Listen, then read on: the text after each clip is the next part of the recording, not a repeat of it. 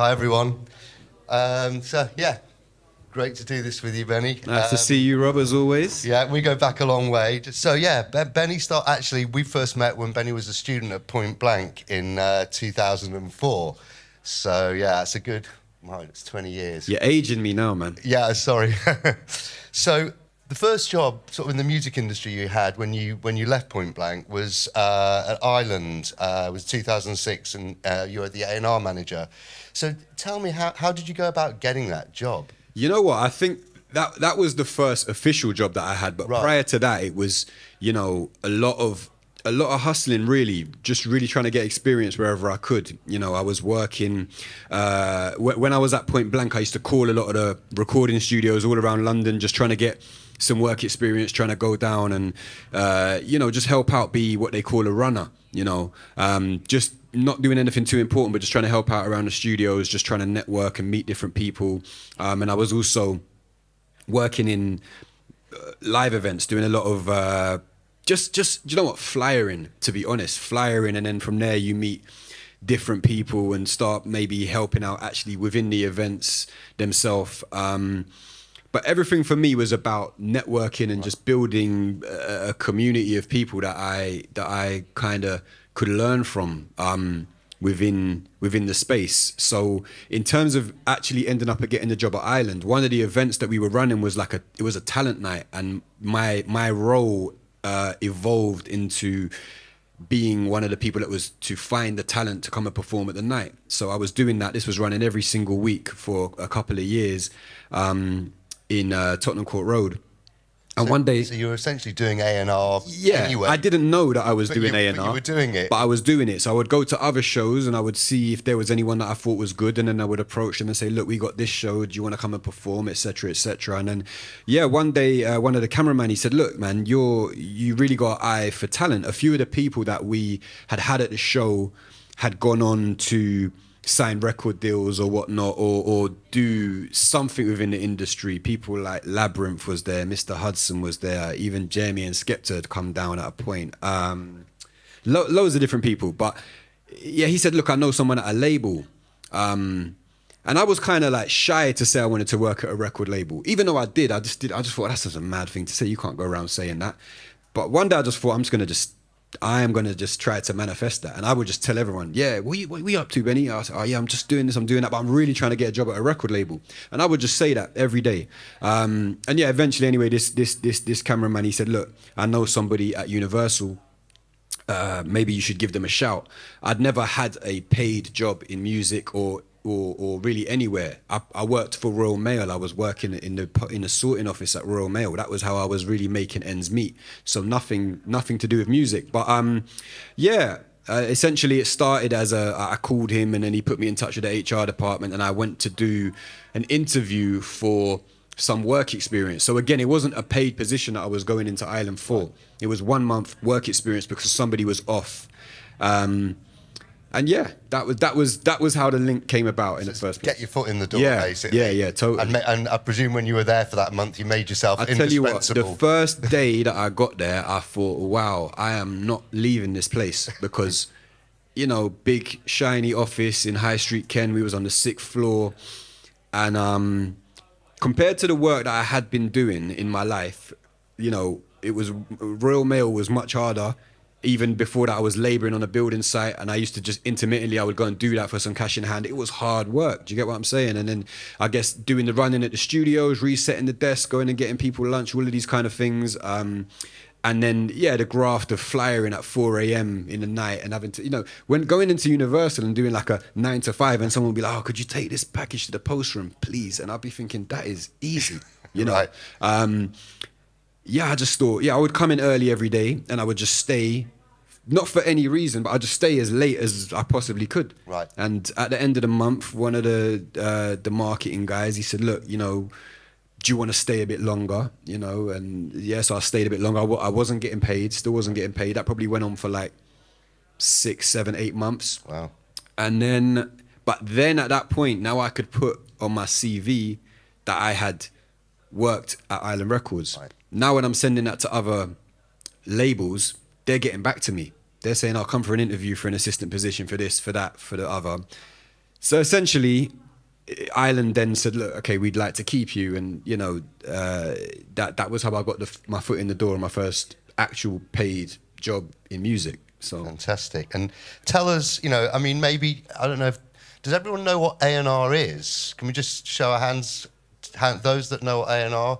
But okay, so we've got an organised idea, but perhaps you could tell everyone what the different elements, because we kind of know what A&R is, right? But what are, maybe there's elements of that role that would be surprising. So I think there's so many definitions of what A&R is. I think, look, people, the technical definition is you're dealing with the artists and you're dealing with their repertoire, which is their music and their catalogue. That is where the term comes from. Like I said, I think everyone's probably got a slightly different version of what that really means. But for me, A&R exists in different ways. Like, you could be a great scout, someone who's just really good at finding talent. And that is your skill set. You could just spot talent. You could just hear a good song or see someone that you think is a good artist and identify that person to a label. There is a deeper layer where you are somebody who is maybe more musically inclined. You might not be good at finding the artist, but if someone brings you an artist that is talented, you're really able to help them in the studio in terms of plugging them into the right producers, suggesting mix engineers, having a steer on song, even lyric, even as deep as, you know, key of song. Is that comfortable for your voice? Like, for me, yeah. Like, you know, there are a lot of people that are, they might come from a musical background but not want to be an artist themselves, you know. But they may understand the musicality side of it and they can really help be a sounding board for that artist on a deeper level, you know.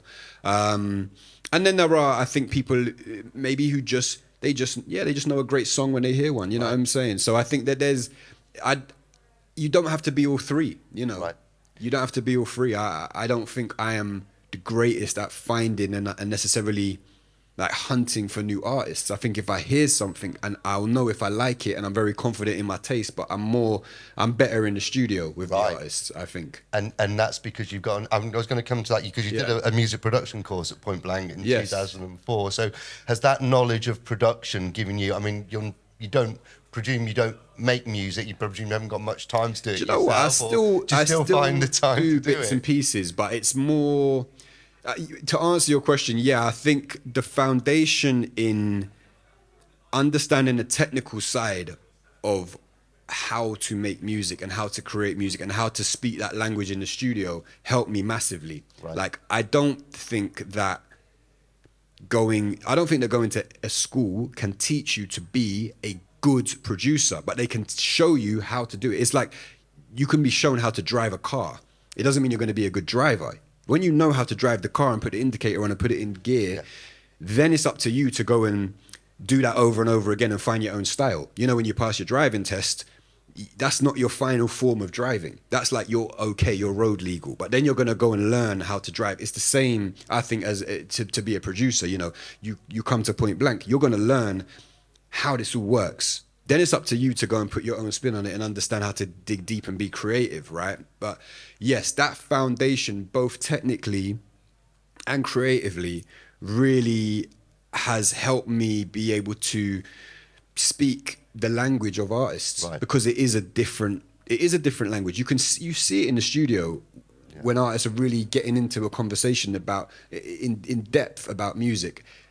You know, you could just be excluded from that conversation if you don't understand it. Yeah. You know, and I don't know how better to articulate that, but yeah, and look, working with the mix engineers or the mastering engineers or even the live team, being able to have some technical knowledge and speak to them is going to make it a lot easier to sort of translate your vision or articulate your input if you can speak from a more technically sound background. And so that has definitely changed the whole course of my career.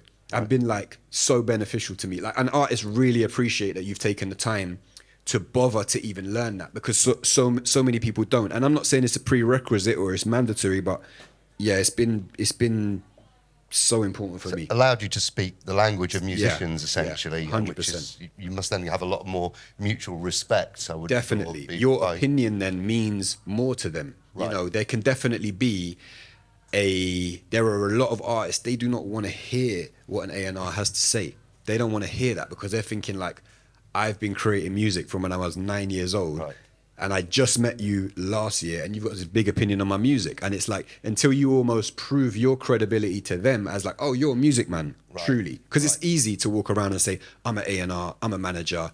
People just say this stuff. Like, what does it mean? Yeah. Do you get what I mean? Yeah. It's like... Yeah. So I think it's like learning a foreign language, isn't it? It's 100%. the ability to communicate. Yeah. Yeah. So I think your first signing was Tinchy Stryder.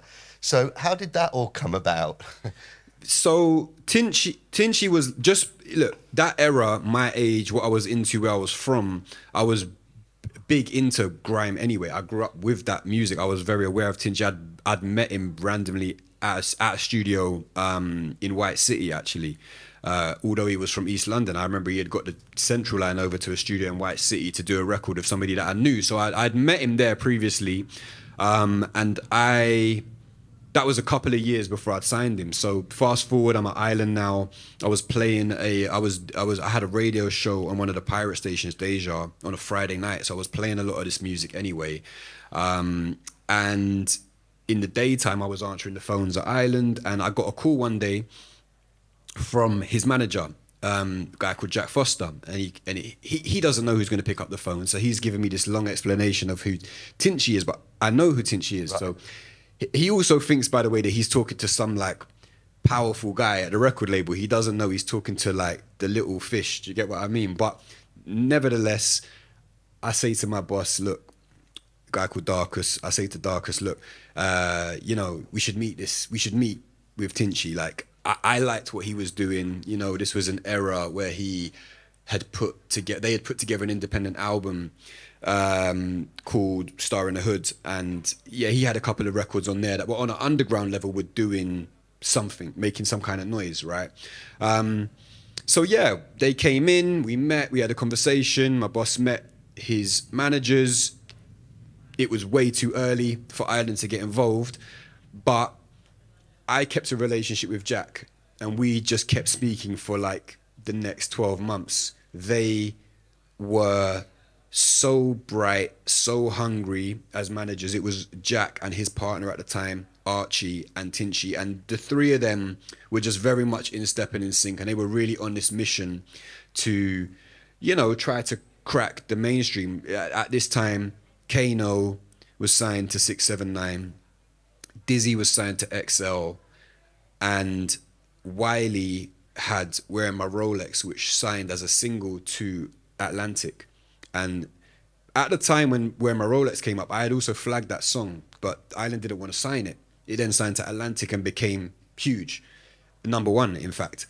And so they said to me, is there anything else that we should be looking at from this world? And I said, well, yeah, I think we should look at Tinchy again. Right. So yeah, that was essentially how the signing came about. But it initiated from Jack just randomly by chance calling the phone and me happening to pick it up, and then just keeping that relationship. But what's interesting is if you hadn't have known who he was and had that relationship and gone off your own intuition and in, you know, your own having that 12 months, it probably wouldn't have happened, or he probably would have signed somewhere else. Yeah, I think it would have happened for him, because I think that, like I said, the managers were so bright, and he was just in a space where it was kind of, if you were into any level of like underground music, you couldn't ignore where he was at. Right. You know, so I think it would have happened for him, but it wouldn't have been maybe not to Ireland. It would have affected the course of my career for sure. Exactly. So that's a really important lesson to learn. I think, you know, it's your own initiative. That's, even if you're working at a big label, your own initiative is so important. Yeah, for sure. So, you know, you had a lot of success at Island. You signed other artists. And then in 2015, you left. You'd been there, you know, for quite a few years, and you set up your own company, Neighborhood Records. Now, tell me, how did you managed to do that? You were successful. You were in a very big company. Everything was going great, I imagine. And you were, you'd sign successful artists, and thinking, I'm going to leave all this security and dive into the deep end. Tell us about that process and what was going through your head. Yeah, it's there was a combination of things that led to me making that decision. I had been at Ireland for 9 years, but a massive change had happened in the music industry in that 9 years. We'd gone from essentially the world of having to make records in an expensive studio and shoot videos that was, professionally shot and pitched to MTV, and your record had to get on Radio 1, and all of this used to cost a lot of money. The creation was expensive, the promotion was expensive, and it was like a guarded industry. You had to know the right guy that knew the other right guy that was going to be in the right mood that day to say, yeah, I'll give that record a try, But the rise of, the internet and technology and the MacBook made it very cheap to make music. It made it very cheap to distribute music digitally, because we were moving from CD format and, iTunes to streaming. The sort of the magic was revealed as to how you get your record out to the world. Before it was like, how would you do this? How would I press up all of these CDs at great cost and distribute them and get them into HMV or wherever? Now it's like, or you can just go on DistroKid or Ditto or whatever the platform was at the time and upload a song for like £10 or £15 or whatever it was, and it's available now everywhere. So you started to see a lot of people making moves independently. It began to become more difficult to sign artists at an early stage and be involved in the artist development, which was the part of the industry that I was really excited about and really interested in. It wasn't for me about coming to be just a bank and someone who just gave you a check and then we just high five at the end when you've had success. That wasn't really fulfilling for me. I really wanted to be on a journey with these artists and really learn myself and try to help them and just grow together. That was what was interesting to me. And I was just seeing around 2011, 12, 13, it was just becoming more difficult to sign. Right. So, yeah. And look, I was always really deeply into UK rap and black music. And it sort of, that run of, as I said, Kano, Dizzy, Wiley, Tinchy, Tiny Temper, you had Wretch, you had a bunch of people, right? It kind of became very exciting. Labels all piled in, then started overpaying for artists that probably weren't actually good enough, and then it took a bit of a crash, right? So people were scared, labels were scared, but like I said, technology was now allowing people to go and make this music independently, put it out, and create their own ecosystem. So I had it in my head, right? You know what? I also had the ambition to really, want to, total pipe dream, but emulate the Def Jams or the Rockefellers or the whoever, you look at these labels. I've grown up with these labels and the people behind the business were as interesting to me as the artists. I could sit here and talk about all of the executives from the States from that era, and they were just completely fascinating to me, that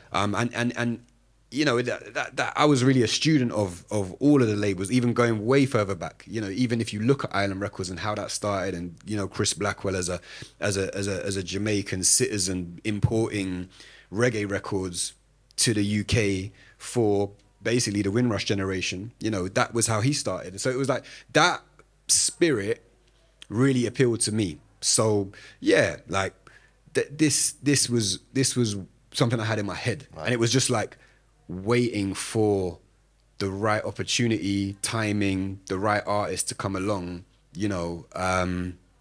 So when you set up, did you, because obviously was Dave your first signing? Yeah. And did you set the label up knowing Dave, or did you No. or did you set it up and then you how did you pass? So look, what happened was Dave. How did that happen? I'll tell you what happened. So Jack that I spoke about earlier that was managing Tinchy, me and him, we were always very close. He was always independent as a manager and really encouraging me, like, we should do this together, we should do this together.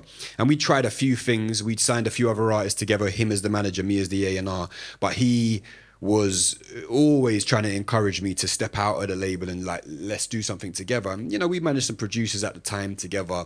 And one day he texted me and he said, check this kid out. And he sent me a link to an SBTV warm-up session, God bless Jamal, and it was Dave. Right. And I watched it and I thought, wow, he's good. But I was like, I was thinking he was really good, but I was thinking, nah, like, let me chill out. Let me not get too overexcited. And I went and then I watched, he had like there's another YouTube channel called Black Box, and he was in the Black Box Cypher, and he had another freestyle on Black Box as well.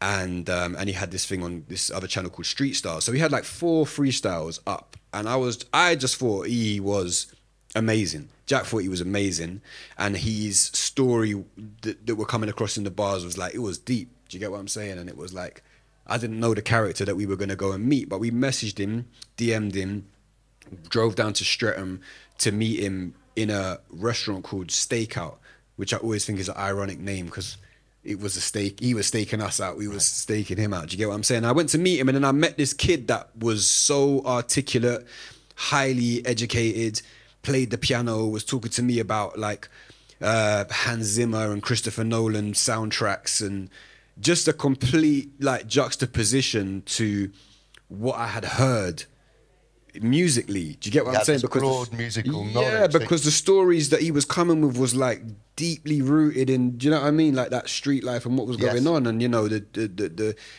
journey of his friends or his brothers or whatever was going on. You know, and then I met this kid that was just like, he was just so smart, and he was like, you know, he was young, he was 16. Wow. You know, and we spoke for a couple of hours, and then we left, and I just remember Jack and I just saying like, yeah, he's unreal. Like he might be the one. Yeah, well, it worked out, didn't it? It did. I mean, he won the Mercury Prize, and it did. But I think that it's important to say also personally in my life where I was at that time. You know, I was just about to have my first kid, right? And being at Ireland, like, yes, it was a good job, and I was paid decent, but I wasn't paid so much money that like if I leave now, like, I've grown into this lifestyle where like, how am I going to fund this? Like, it wasn't that. I wasn't living some crazy lavish lifestyle in any way, shape or form, you know? And I thought to myself, like, you know, if I stay and, you know, you just keep increasing that salary, it does get to a point where it's harder to leave. But I just was not anywhere near that. I was doing well, but I was young, and so they weren't paying me the mad amount. Right. It was like, I can't walk away from that. I'd saved a bit of money, and I'd I just thought about like a young family, and I thought, if I don't do it now, I might never do it. You could see yourself staying at Ireland for maybe another 10 years, and then you'd be so successful in Ireland, and the salary would have increased. It would have been a much harder decision at that point. Yeah, and I think, you know, I've always had this mentality of like, even to this day, I'll ask myself this question: when I'm 80, like when there's a hard decision to come, it's like, when I'm 80, will I look back and think, I wish I'd rolled the dice on that one, just to try it. And I remember sitting with my missus at the time and saying, I think I'm going to leave, and the worst thing that's going to happen is we might lose some money. That's the worst thing that's going to happen. Yeah. But the best thing that could happen would be you've got your own independent career. And can I ask you a question about Nate? Are you a label or a management, or because I was trying to like figure out, you manage Dave but you've signed him? Yes. So I was trying to just understand how I'll explain that works. I'll explain that. So we are a record label, and we are a management company. My dream and my goal is not really to grow the management company. Management is intense. It's very difficult. And a lot of management, especially in the early days, well, a lot of management in general is not always about the music, actually. It's like you're managing somebody's life, right? And it is great, but definitely an artist that is at the point that Dave is at, it's like I couldn't manage another artist and do that well personally myself. I couldn't, you know, because of the time. It's all that it's very personal time-consuming. stuff. Yeah, you're talking about not just the music, but the human side of it. and the reality of it is that, you know, every artist wants to wake up or wants to know that when you wake up, they are the first thing and the only thing that you're really thinking of. That's the truth, and it's not a bad thing, but it's like that is the sort of probably the, I want to find a better word, but it is kind of the selfish mentality that artists have, to be honest. I don't say that as a bad thing. It just is what it is. Do you get what I'm saying? And, you know, Dave deserved that attention. So look, yeah, we manage him. Yes, we've signed him to our own label. Of course, that poses the question, well, hey, like, do you double dip? Do you take from both?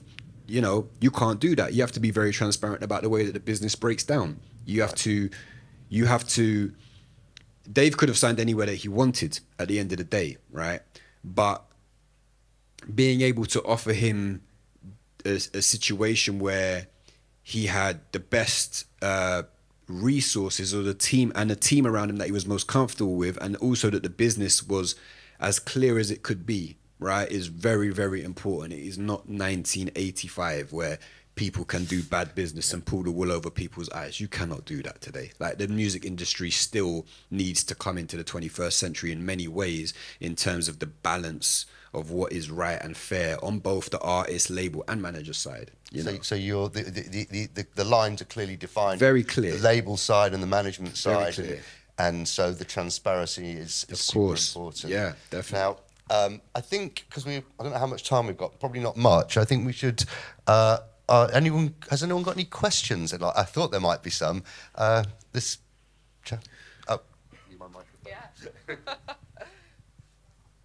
Yeah.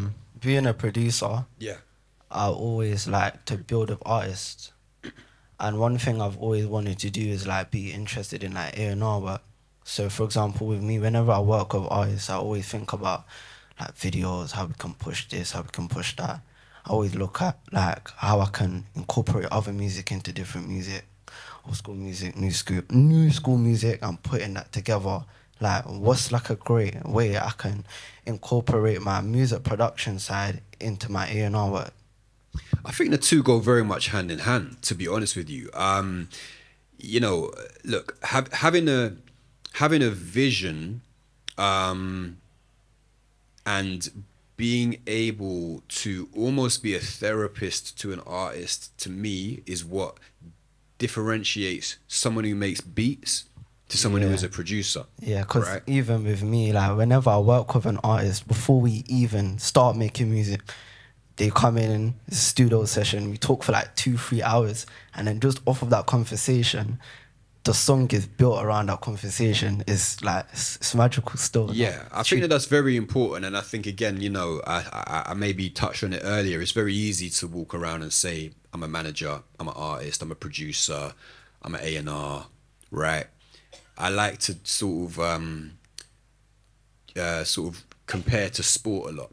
Like, you couldn't say I'm a footballer if you're not a professional footballer that has probably gone through the academy system and trained for 10, 15 years, right? But in music, we can all just say we do this thing. Do you get what I mean? But yeah, I say that to say, you know, yeah, the difference between someone who can make a beat and is a producer and can get a great song out of someone. Like, you can look at Quincy Jones, who could direct an orchestra at 18 in Paris and, you know, play every instrument under the sun, but could also work on a Michael Jackson album and not play a note, not play one note, right? But know exactly what he wants the musicians to do. And I'm going to bring in that drummer, I'm going to bring in this keys man, I'm going to bring in that guitarist. Do you get what I'm saying? Yeah. So like, in order for me to move forward to being a producer in the A&R would definitely be vision then. Vision 100%, and just but being like an artist whisperer. Do you get what I'm saying? Making people feel very comfortable, very at ease, letting their guard down and really getting into the essence of what is at their core, you know. Vulnerability is the key, right? Yeah. Sorry. If we haven't got much time, there's a chap at the back there, green top. There you go. Good questions. What is your personal Benny Scar's secret sauce method of finding new music and talent?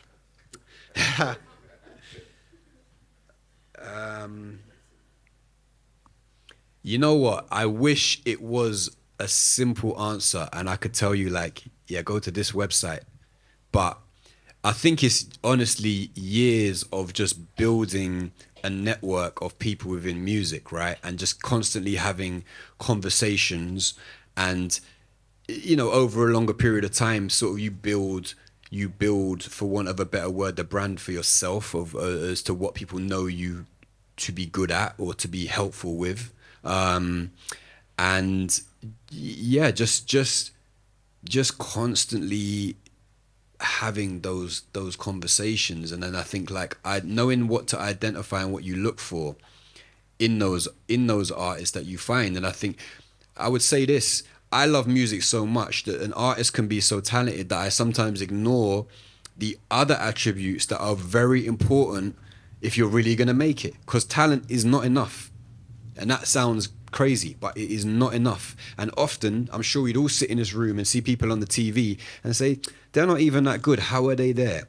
And the answer is, they're probably just around the threshold of like good enough, not exceptional, but good enough. But you see all the other stuff that they do, all of the work rate, the mentality and the showing up on time and the going the extra mile and the faith that they've got in it and the sacrifice that they'll take. It's all of that stuff just counts for so much. And when you get exceptional talent with all of that hard work, you get a superstar, you know. But below that are many people that can have a career in music and get to a certain level and make a decent living and exist. We might not rate them and think that they're like, you know, the next best thing, but these things all count, you know. These things all count. And I've met many artists that are super talented and have been told that they're so talented from 5 years old that they think that's enough. And sadly, they don't make it. And it breaks my heart because I love music and I think everyone should hear what you've got to give, but you're not working hard enough. Do you get what I'm saying? So Okay, I've got one, I think time for one more question. I've got a final question. it's a Man United support. I'm not sure